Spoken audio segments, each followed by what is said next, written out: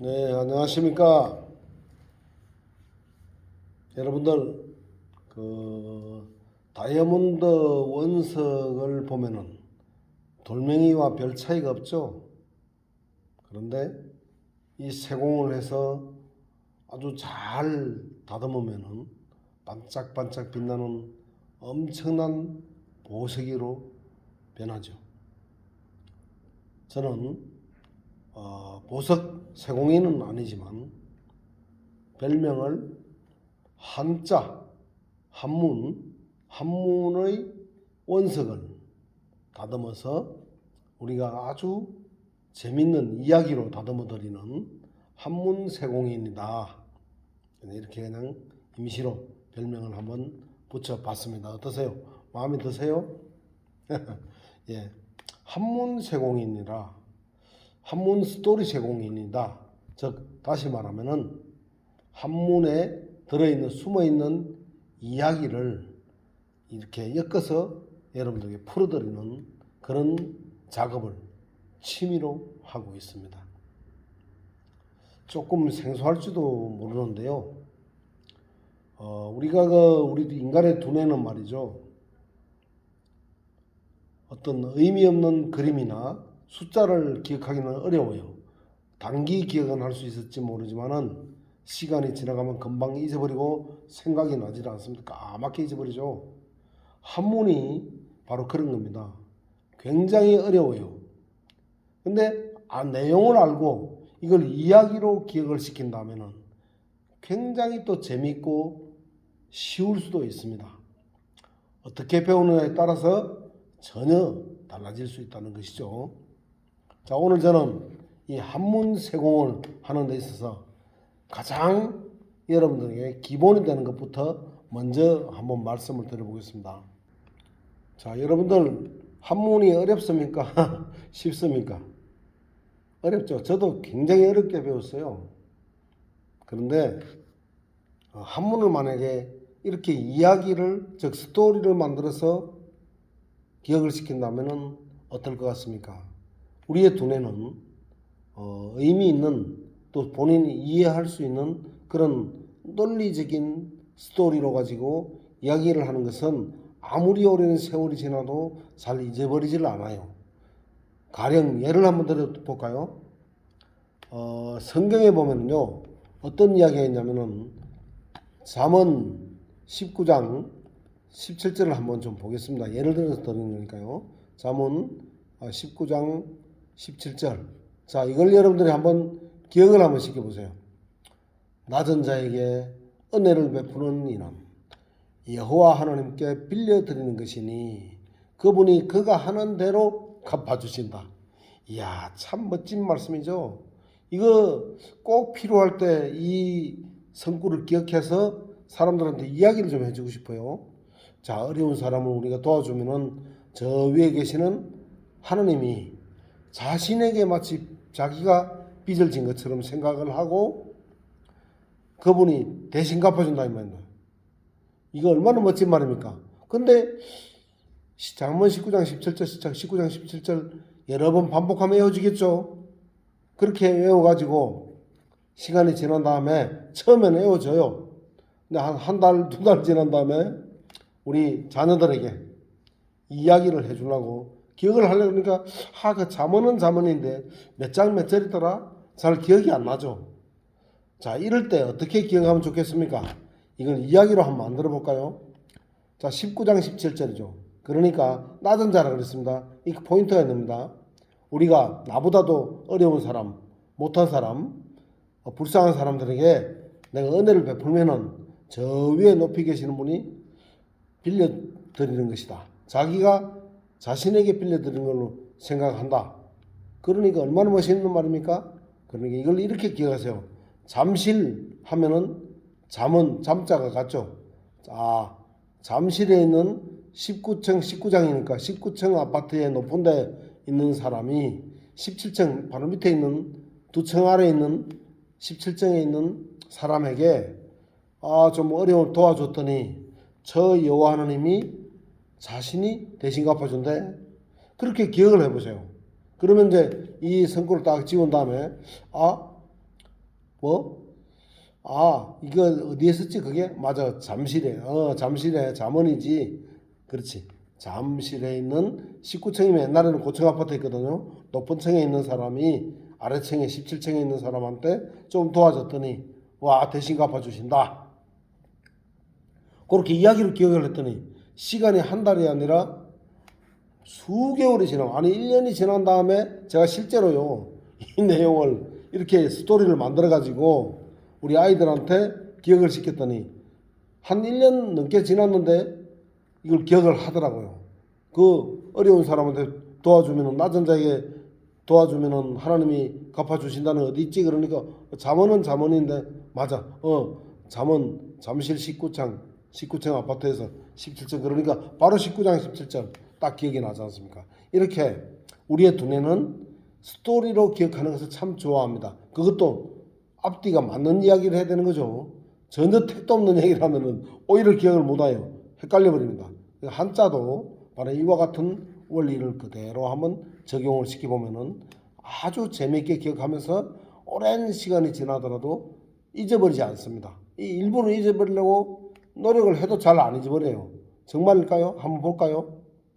자, 오늘은 제가 여러분들 이 고조선의 기원 여기 보십시오. 지금으로부터 한 5천년 정도 전에 기원전 한 3천년 정도 되는 그런 토기 고조선이죠. 지구상에서 가장 오래된 국가가 바로 고조선 아닙니까? 공식적으로 기원전 2333년 공식 연대까지 있는 그런 고조선인데 이게 보면 우크라이나라 그랬죠.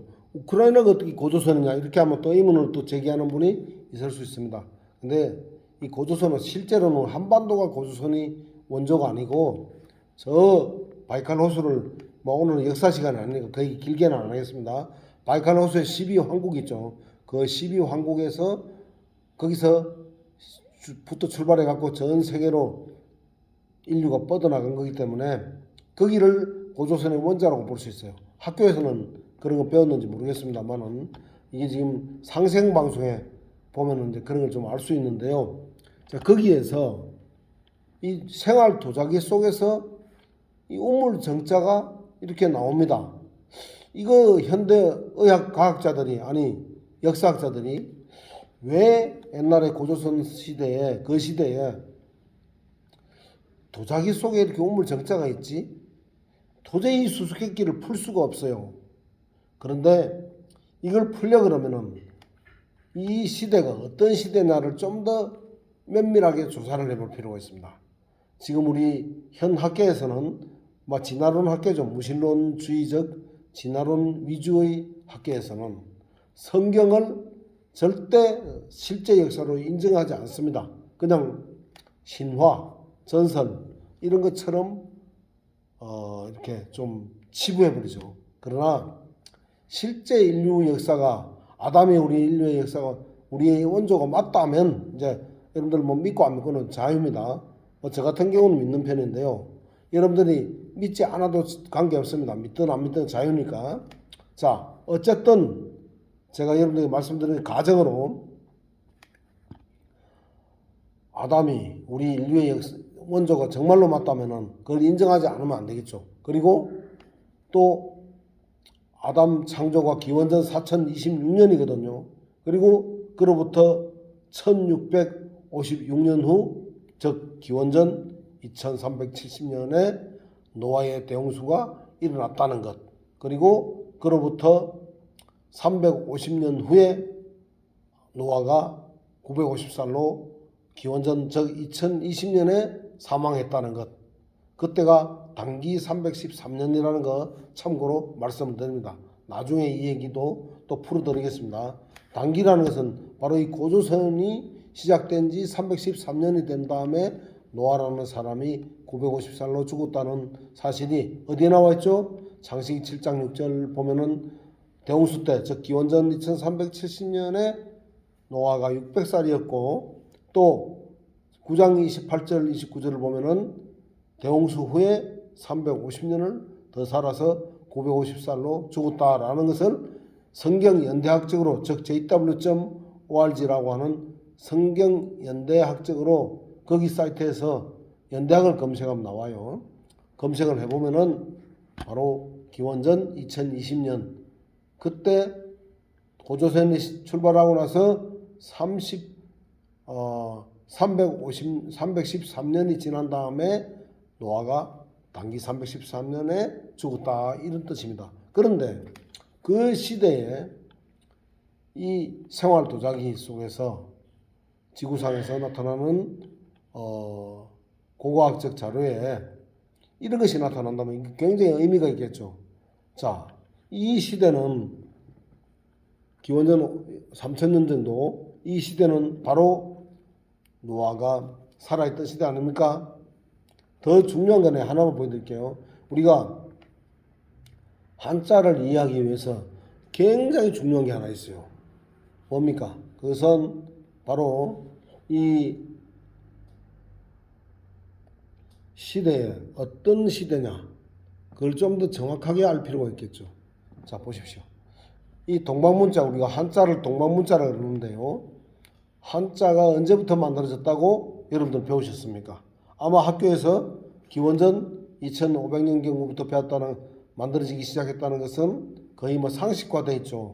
이것은 제가 주장하는 것이 아니고 미국의 하버드 대학교에서도 그렇게 이야기를 하고 있고, 또 중국이나 일본도 얘기하고 있고, 우리 한국의 이 김명현 박사님, 여러분들 유튜브에 아주 유명 유튜브시죠? 제가 상당히 객관적으로 굉장히 깊은 지식을 가지고 계신 그런 교수님으로, 박사님으로 참 존경하는 분 중에 한 분인데요.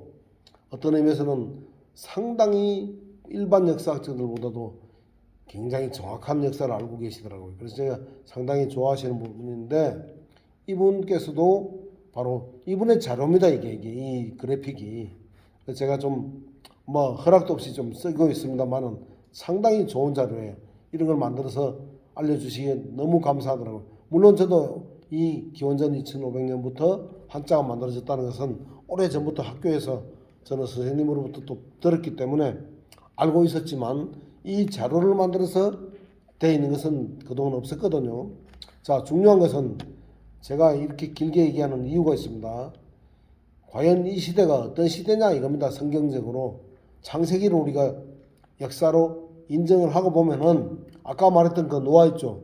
노아는 기원전 2370년 대홍수 때 600살이라 했죠. 그러면은 몇 년생입니까? 2970년생이죠. 이 세상 현 사학자들이 말하는 이 한자가 만들어진 시기에서 470년 전에는 노아가 태어난 해입니다. 기원전 2970년이죠. 그렇습니다. 그리고 그건 어떻게 계산하냐고요? 대홍수로부터 600살을 빼면 되겠죠. 더하면 되겠죠. 그러면 노아가 태어난 해가 2970년이 되겠죠. 2370년이 대홍수니까 그렇게 계산하는 겁니다.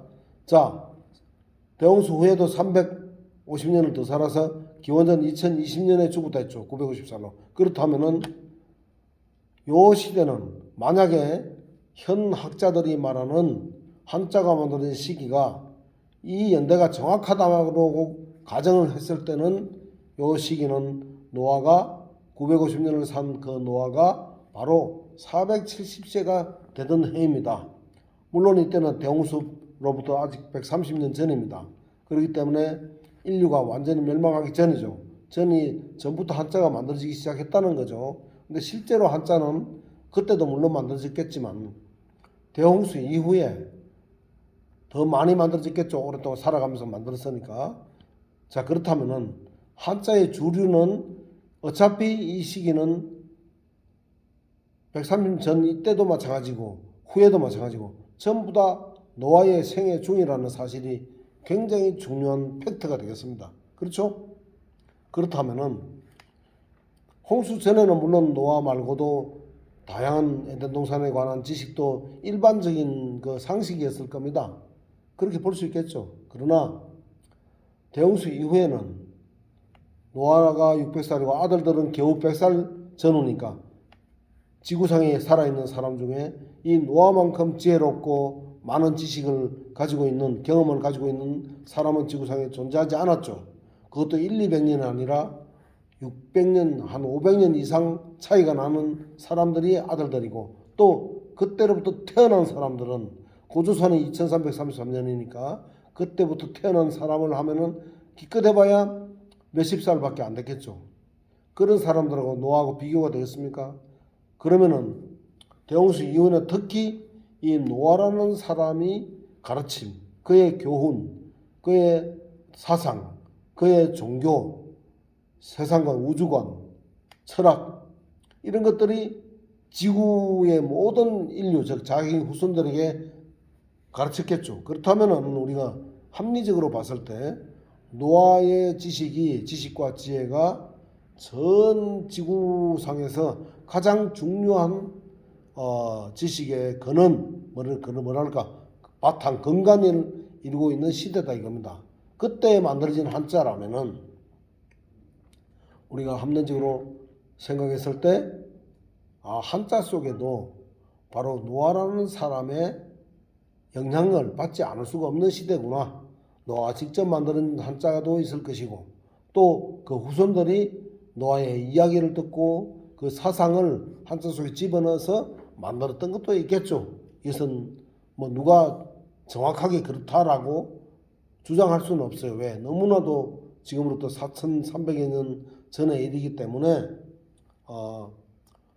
딱 이렇다 말을 할 수 없지만 그만큼 중요하다는 얘기죠. 즉 노아의 지식과 지혜가 한자 속에 많이 묻어 있을 것이다 라는 합리적인 의심을 한 번쯤 해보는 것이 상식이다 이런 뜻이죠. 자 그러면 자 이제 제가 실제로 아까 보여드렸던 이 시대의 우물정자라고 하는 이 글자가 왜 도자기 속에 들어있겠는가를 이제 한번 같이 추론해 보는 겁니다. 저는 이제부터는 여러 글자를 하니까 시간 너무 많이 가고 그래서 한자를 기준으로 해서 설명을 드리고 한 5분 만에 하려고 그랬는데 오늘 처음이라서 이게 좀 길어졌습니다. 아무리 길어도 30분 안에 끝내기로 했습니다. 자, 요게 뭡니까? 그림 문자죠. 자, 이것을 창세기 2장 10절을 일단 한번 볼까요? 창세기 2장 10절을 보면요.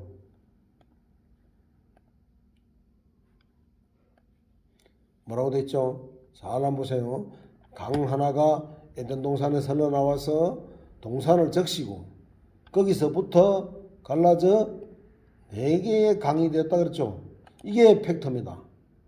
자, 이 시기는 바로 에덴 동산에 쫓겨나온 지 그렇게 오래된 시기가 아니죠. 이것이 이런 이야기가 상식적으로 다 알고 있던 시대가 아니겠습니까? 자, 대홍수 이전에는 뭐 일반인들 다 이걸 이야기를 들어서 구전으로 알고 있었을 겁니다. 근데 사람들이 의사소통을 할 때 어떻게 의사소통을 합니까? 바로 에덴 동산 안에 그림을 그렸겠죠. 자, 4개의 강인데 하나는 유프라테스 강, 하나는 티그리스 강 지금도 현존하고 있죠.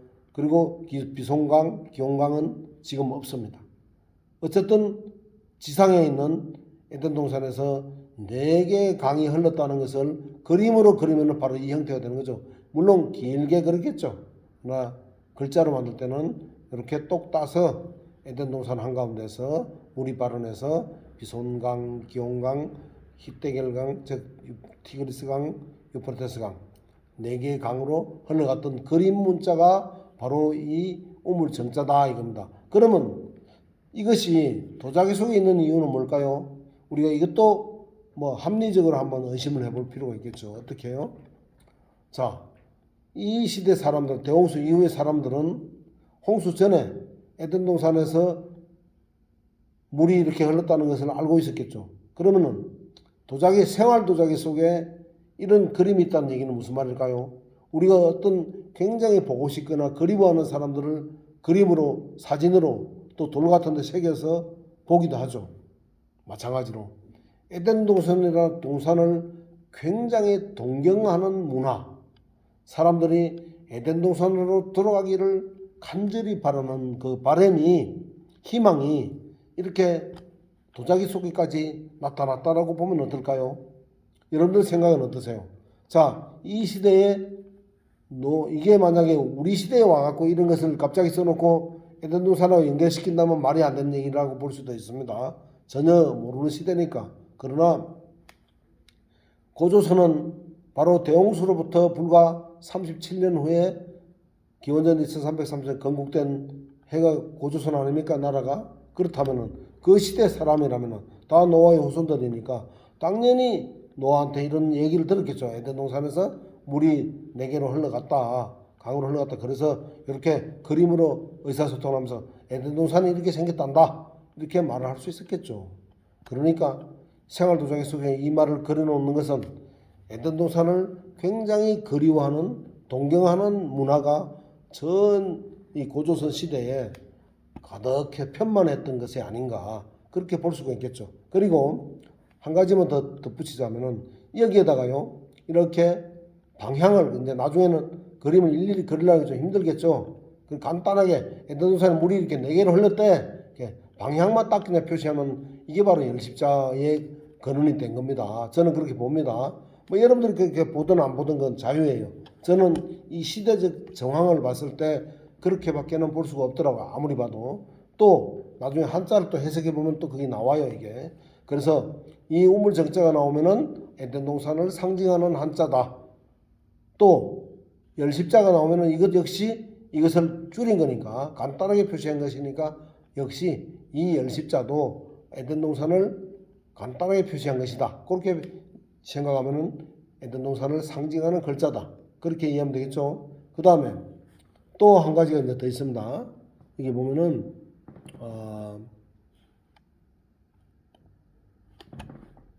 이 에덴동 열십자 존재, 에덴 동산에서 요게 에덴 동산입니다.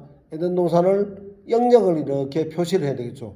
울타리를 이렇게 쳤습니다. 둥글게. 이게 바로 이 밭전자의 원형입니다. 이게. 그렇죠? 요거는 우물정자고요. 자, 밭전자가 원형이 이렇게 가위가 네모가 아니었어요. 원래는 이렇게 둥그름했습니다. 왜?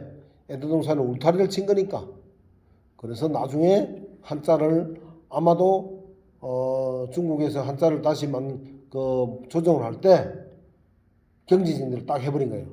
어떤 사람은 그래요. 아, 이게 밭이 이렇게 생겼기 때문에 이렇게 표시한 거다. 이렇게 또 한번 넘어갑니다. 사람들이. 그런데 기원전 2500년에 경지정리를 굳이 할 필요가 있었을까요?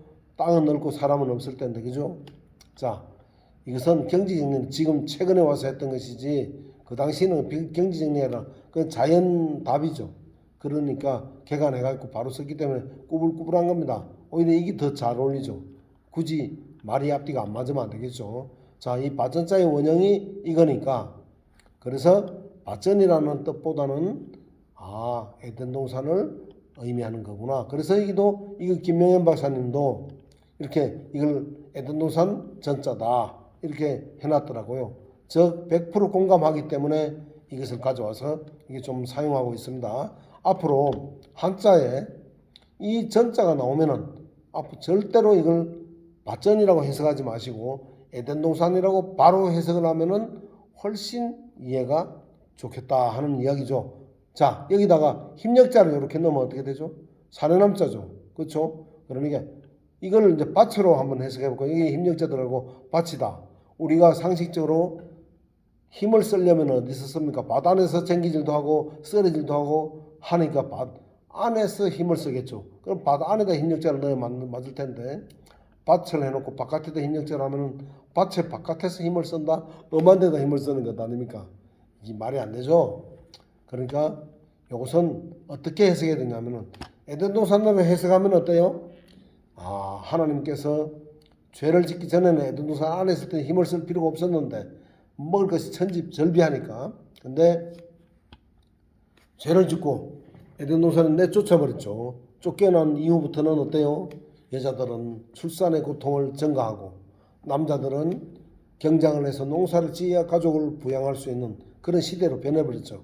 그러니까 에덴 동산 바깥에다가 힘력자를 딱 넣으니까 남자는 에덴 동산 밖에서 힘을 써야 되니까 그래서 에덴 동산과 바깥에다 힘력자를 넣었구나. 그래서 사내남자가 그렇게 만들어졌구나 라고 스토리를 이야기를 만들어서 딱 기억을 해보십시오. 10년이 지난 다음에도 나 사내남자가 어떻게 쓰더라. 그렇게 무작정 이걸 기억을 해버렸다면은 기억이 안 될 텐데. 맞아. 에드동산에서 쫓겨났으니까 에드동산 밖에서 남자가 힘을 쓰게 돼 있었지. 그래서 사내남자를 그렇게 만들었다 그랬지. 이렇게 스토리를 이야기를 하면 절대로 잊어버리지를 않습니다. 그렇죠?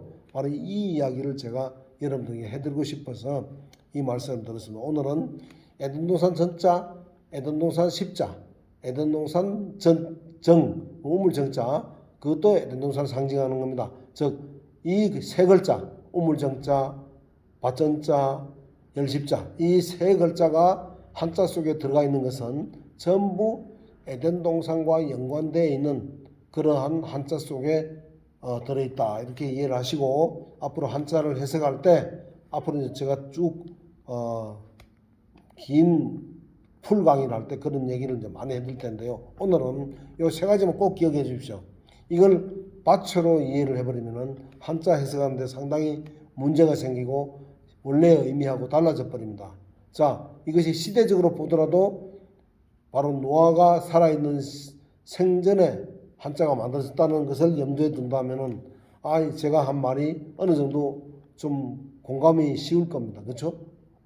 우리가 창세기 연대를 JW.org 거기에서 참 그리스도인들이 이 성경 연대를 아담부터 올해까지 6048년이라는 정확한 연대를 계산해 놓은 것은 지구상에 성경 연대를 정확하게 알 수 있는 것은 이 JW.org 사이트밖에는 없더라고요. 그 우측 상단에 연대라고 검색을 하면은 바로 아담부터 올해까지 모든 성경 연대를 환히 알 수 있는데요. 그것을 일반 역사하고 이렇게 대입을 시켜 보니까 한자를 만드는 시대가 기원전 2500년이니까 이 성경 연대가 딱 대입을 시켜 보니까 기원전 2500년은 바로 그 950년을 살았던 노아가 470살이 되던 해이니까 자신의 인생의 절반에서도 5년이 채 미치지 못하는 연대부터 한자가 만들어지기 시작했고 또 노아는